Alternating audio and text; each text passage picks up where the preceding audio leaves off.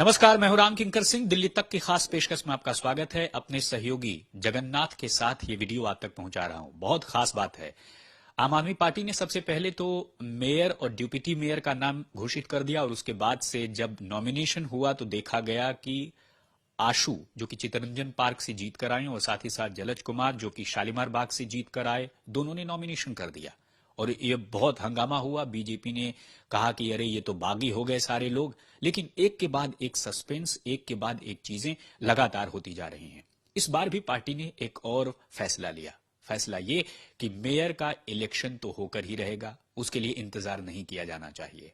और वो इंतजार ऐसा जो कि 1997 में हुआ था। बताऊंगा आपको कि 1997 में क्या हुआ था और सबसे खास बात यह है कि आपको यह भी बताऊंगा कि इस बार और क्या खास होने जा रहा है। देखिए, इस बार की जो मेयर होगी, पहले जो लेफ्टिनेंट गवर्नर का जो आया था ऑर्डर, उसमें साफ तौर पर ईयर टू ईयर लिखा था। तो बहुत लोगों ने एक्सप्लेन किया कि अब भाई एक एक साल का होगा मेयर। तो माना जा रहा था कि 6 जनवरी 2023 को जब मेयर और डिप्टी मेयर का चुनाव होगा और तो ये इन सब का टेन्योर जो है 1 साल का रहेगा। लेकिन जो म्युनिसिपल सेक्रेटरी हैं उस ऑफिस ने साफ तौर पर यह कंफर्म कर दिया है कि फिलहाल इस बार जो mayor, deputy mayor, standing committee chairman, ward समिति के अध्यक्ष जो ये सभी चुने जाएंगे, इन सब का कार्यकाल सिर्फ और सिर्फ 3 महीने रहेगा।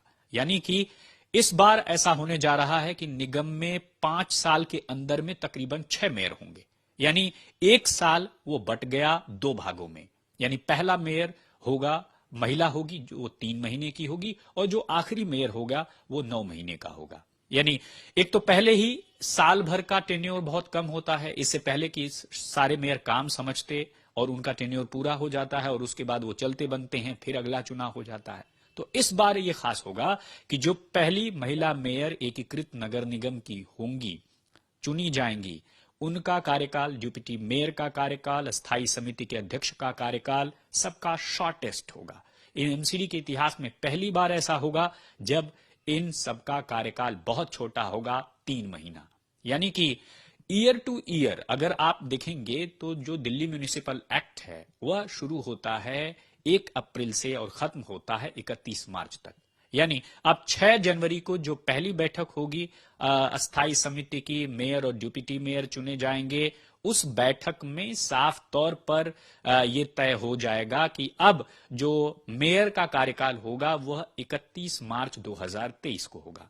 यानी 1 अप्रैल 2023 को दोबारा से फिर मेयर का चुनाव होगा, deputy mayor, standing committee chairman सबका चुनाव होगा। यानी साफ है कि 1997 में, अब आपको बताता हूं क्या हुआ। दरअसल 1997 में फरवरी में ही चुनाव हो गए थे। अब क्या किया जाए कि फरवरी में ही जो है हाउस बिठाया जाए, शपथ कराई जाए या फिर अप्रैल से शुरू किया जाए।